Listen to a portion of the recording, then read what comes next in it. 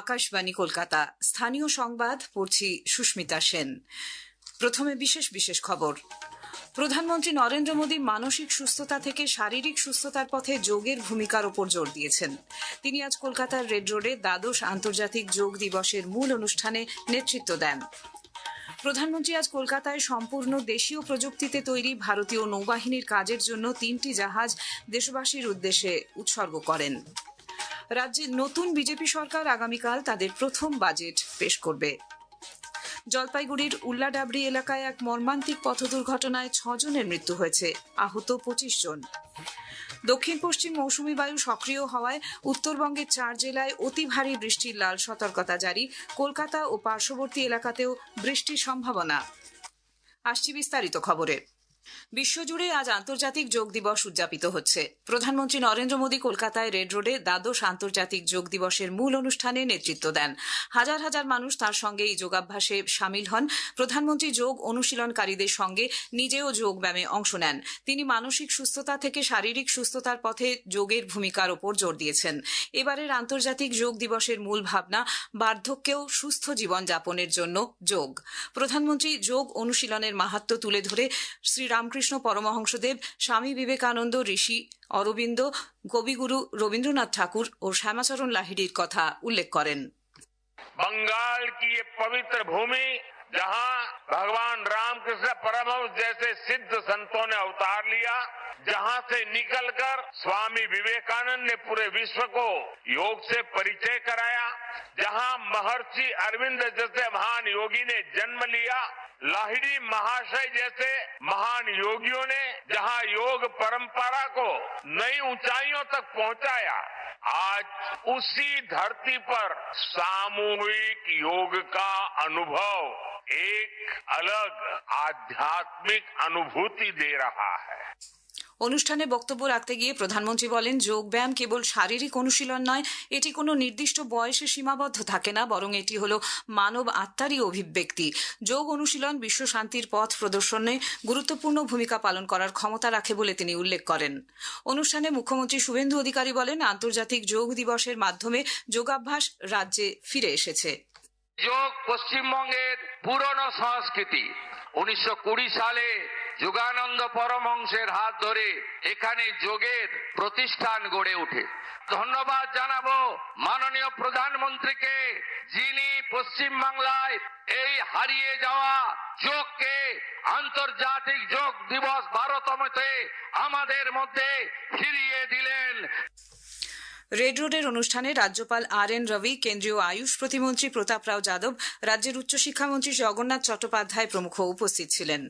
দ্বাদশ আন্তর্জাতিক যোগ দিবস উপলক্ষে রাজ্যের জেলা জুড়ে যোগ উৎসবে অংশ নিয়েছেন বাংলার বিভিন্ন প্রান্তের মানুষ। সরকারি অফিস থেকে শিক্ষা প্রতিষ্ঠান সর্বত্রই যোগাভ্যাসের কর্মসূচিতে জনসাধারণের যোগদান ছিল চোখে পড়ার মতো। ভারতীয় পুরাতত্ত্ব সংস্থা ASI এর আয়োজনে আজ বাঁকুড়ার বিষ্ণুপুর রাসমঞ্চে আন্তর্জাতিক যোগ দিবসের অনুষ্ঠানে হাজির ছিলেন স্কুল কলেজ পড়ুয়া, সরকারি আধিকারিক, কর্মী, NCC ও বিভিন্ন বিভাগের প্রায় 5 শতাধিক অংশগ্রহণকারী।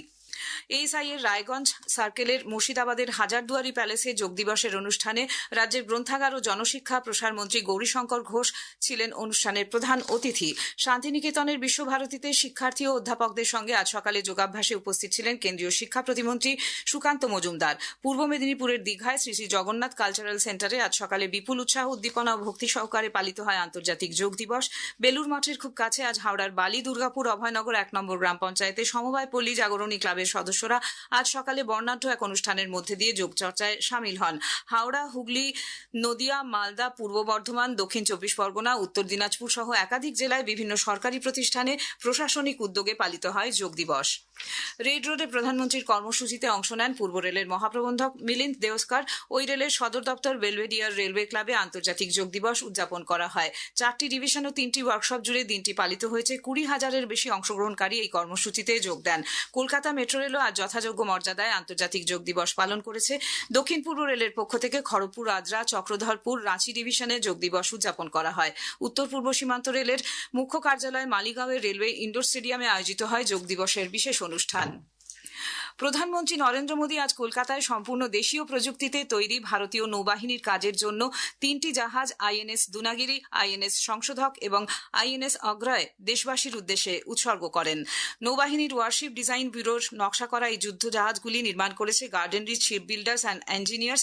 এই জাহাজগুলি নৌসেনার যুদ্ধকালীন তৎপরতা, জললেখাচিত্র সংক্রান্ত সমীক্ষা অর্থাৎ হাইড্রোগ্রাফিক সার্ভে এবং সাবমেরিন বিরোধী যুদ্ধ ক্ষমতাকে আরও শক্তিশালী করবে। অনুষ্ঠানে প্রধানমন্ত্রী বলেন, দেশীয় নকশা ও প্রযুক্তিতে নির্মিত জাহাজগুলি ভারতের আত্মনির্ভরতার প্রতীক। কলকাতা সহ দেশের 551টি শহর এবং বিদেশের 14টি শহরের 5000-এরও বেশি কেন্দ্রে কড়া নিরাপত্তার মধ্যে স্নাতক স্তরে মেডিকেলে ভর্তির অভিন্ন প্রবেশিকা পরীক্ষা নিট ইউজি 2026 আজ আবার অনুষ্ঠিত হয়। পরীক্ষার্থীর সংখ্যা ছিল 22,79,000-এর বেশি। ইংরেজি ছাড়াও আরও 12টি ভারতীয় ভাষায় পরীক্ষা নেওয়া হয়েছে। দুপুর 2টো থেকে বিকেল 5টা 15 পর্যন্ত চলে পরীক্ষা গ্রহণ। স্থানীয় সংবাদ শুনছেন আকাশবাণী কলকাতা কেন্দ্র থেকে। আমাদের সংবাদ শোনা যাচ্ছে ইউটিউব চ্যানেল আকাশবাণী সংবাদ বাংলা, ফেসবুক ও ইনস্টাগ্রাম আকাশবাণী সংবাদ কলকাতা এবং এক্স হ্যান্ডেল এআইআর নিউজ কলকাতাতে। রাজ্যের নতুন বিজেপি সরকার আগামীকাল তাদের প্রথম বাজেট পেশ করবে। দুপুর 12টায় বিধানসভায় বাজেট পেশ করবেন অর্থমন্ত্রী স্বপন দাশগুপ্ত। নির্বাচনের আগে দেওয়া বিভিন্ন প্রতিশ্রুতির বাস্তবায়ন এবং রাজ্যের ঋণের বোঝা সামাল দিতে বাজেটের নতুন সরকার কোন দিশা দেখাবে সেদিকে তাকিয়ে আছেন রাজ্যের মানুষ। একটি প্রতিবেদন। ভোটের আগে দেওয়া একাধিক প্রতিশ্রুতি বাস্তবায়নে প্রথম বড় পরীক্ষার মুখে পড়তে চলেছে শুভেন্দু অধিকারীর সরকার। তার উপর কেন্দ্রের তরফে বিপুল আর্থিক সহায়তার আশ্বাস এবং ডবল ইঞ্জিন সরকারের সুবিধা, সব মিলিয়ে মানুষের প্রত্যাশাও এবার অনেক বেশি। নির্বাচনী সংকল্পপত্রে বিজেপি যে প্রতিশ্রুতিগুলো দিয়েছিল তার মধ্যে সবচেয়ে বেশি নজর রয়েছে সরকারি কর্মীদের মহার্ঘ ভাতা বা ডিএর উপরে। একই সঙ্গে নজরে রয়েছে মহিলাদের জন্য আর্থিক সহায়তা, প্রবীণদের ভাতা, কৃষকদের সহায়তা বৃদ্ধি, যুবকদের কর্মসংস্থান এবং নতুন শিল্পে বিনিয়োগের মতো বিষয়গুলি। জনকল্যাণ শিবির, অভিযোগ নিষ্পত্তির ব্যবস্থা এবং সরাসরি পরিষেবা প্রদানের জন্য অতিরিক্ত বরাদ্দ হতে পারে বলে মনে করা হচ্ছে। পরিকাঠামো উন্নয়নও বাজেটে অন্যতম কেন্দ্রবিন্দু হতে পারে। শিল্প ও কর্মসংস্থানের ক্ষেত্রেও বিশেষ নজর দেওয়ার সম্ভাবনা রয়েছে। কৃষক সম্মান, সেচ ব্যবস্থা, ফসল সংরক্ষণ, মৎস্য চাষ এবং গ্রামীণ অর্থনীতিকে চাঙ্গা করতে নতুন প্রকল্প বা অতিরিক্ত বরাদ্দের আশা করছেন গ্রামীণ এলাকার মানুষ। অন্যদিকে সাধারণ মানুষের প্রত্যাশা আরও সরাসরি মূল্যবৃদ্ধির চাপের মধ্যে স্বস্তি, কর্মসংস্থানের সুযোগ বৃদ্ধি, উন্নত স্বাস্থ্য পরিষেবা, ভালো রাস্তা, দ্রুত প্রশাসনিক পরিষেবা এবং সামাজিক নিরাপত্তা প্রকল্পে আরও বেশি সুবিধা। অভিরূপ ভট্টাচার্য, আকাশবাণী সংবাদ, কলকাতা। উত্তরবঙ্গের জলপাইগুড়ি জেলার উল্লাডাবরি এলাকায় এক মর্মান্তিক পথ দুর্ঘটনায় 6 জনের মৃত্যু হয়েছে, আহত 25 জন। উত্তরবঙ্গ রাষ্ট্রীয় পরিবহনের একটি সরকারি বাস আজ বেলা 11টা নাগাদ ময়নাগুড়ি থেকে দোমোহনী যাওয়ার পথে নিয়ন্ত্রণ হারিয়ে দাঁড়িয়ে থাকা একটি লরির পেছনে সজোরে ধাক্কা মারে। ঘটনাস্থলেই মৃত্যু হয় একজনের। খবর পেয়ে দ্রুত ঘটনাস্থলে পৌঁছয় পুলিশ ও প্রশাসনের পক্ষ থেকে উদ্ধারকারী দল। যুদ্ধকালীন তৎপরতায় আহতদের উদ্ধার করে জলপাইগুড়ি মেডিকেল কলেজ ও হাসপাতালে নিয়ে যাওয়া হয়। আহত কয়েকজনের অবস্থা আশঙ্কাজনক। পূর্ব বর্ধমানের রায়নায় 1 নম্বর ব্লক তৃণমূল কংগ্রেস সভাপতি বামদেব মণ্ডল ও তার সঙ্গী নিজামুদ্দিন শেখকে পুলিশ গ্রেপ্তার করেছে। বামদেবের বিরুদ্ধে অস্ত্র, বিস্ফোরক আইন, শ্লীলতাহানি, সরকারি সম্পত্তি নষ্ট করা এবং খুনের মতো নানা অভিযোগে 2008 থেকে 2024 সাল পর্যন্ত 13টি মামলা রয়েছে। ধৃতদের আজ বর্ধমান আদালতে পেশ করা হলে বিচারক 5 দিনের পুলিশি হেফাজতের নির্দেশ দেন। পশ্চিম মেদিনীপুরের ডেবরা থানায় আজ তৃণমূল কংগ্রেসের সর্বভারতীয় সাধারণ সম্পাদক অভিষেক ব্যানার্জির আপ্তসহায়ক সুমিত রায়ের বিরুদ্ধে চাকরি দুর্নীতি সংক্রান্ত মামলায় অভিযোগ দায়ের হয়েছে। এর আগে জমি দুর্নীতি সংক্রান্ত মামলায় মেদিনীপুরের প্রাক্তন বিধায়ক সুজয় হাজরাকে জিজ্ঞাসাবাদের সময় সুমিত রায়ের প্রসঙ্গ উঠে আসে, যদিও সুমিত রায় এখনো নিখোঁজ। কলকাতা পুরসভা শহরের সুরাবর্দী এভিনিউয়ের নাম পরিবর্তন করে গোপাল মুখার্জি রোড নামকরণের সিদ্ধান্ত নিয়েছে। গতকাল এক বিজ্ঞপ্তিতে এই সিদ্ধান্ত জানানো হয়। গাঙ্গেয় বঙ্গে সক্রিয় দক্ষিণ পশ্চিম মৌসুমী বায়ু, সেই সঙ্গে বাতাসে জলীয় বাষ্পের আধিক্যের কারণে উত্তরবঙ্গের হিমালয় সংলগ্ন 4 জেলা জলপাইগুড়ি, কালিম্পং, আলিপুরদুয়ার ও কোচবিহারে আজ ভারী থেকে অতি ভারী, কোথাও কোথাও অত্যন্ত ভারী বৃষ্টির লাল সতর্কতা জারি করা হয়েছে। দার্জিলিং জেলায় রয়েছে কমলা সতর্কতা। সেই সঙ্গে আগামী 7 দিনই জেলাগুলিতে বৃষ্টির পূর্বাভাস জানিয়েছে আলিপুর আবহাওয়া দপ্তর। কলকাতা সহ দক্ষিণবঙ্গের সব জেলাতেই আগামী কয়েকদিন হালকা থেকে মাঝারি বৃষ্টি হবে। বিশেষ করে উত্তর দক্ষিণ 24 পরগনা, পূর্ব বর্ধমান, পূর্ব পশ্চিম মেদিনীপুরে আজ তীব্র বজ্রপাত ও 50 থেকে 60 কিলোমিটার বেগে ঝোড়ো হাওয়া সহ বিক্ষিপ্তভাবে বৃষ্টির কমলা সতর্কতা জারি রয়েছে। শেষ করার আগে খবরের বিশেষ কিছু অংশ আরেকবার। প্রধানমন্ত্রী নরেন্দ্র মোদী মানসিক সুস্থতা থেকে শারীরিক সুস্থতার পথে যোগের ভূমিকার উপর জোর দিয়েছেন। তিনি আজ কলকাতায় রেড রোডে দ্বাদশ আন্তর্জাতিক যোগ দিবসের মূল অনুষ্ঠানে নেতৃত্ব দেন। রাজ্যে নতুন বিজেপি সরকার আগামীকাল তাদের প্রথম বাজেট পেশ করবে।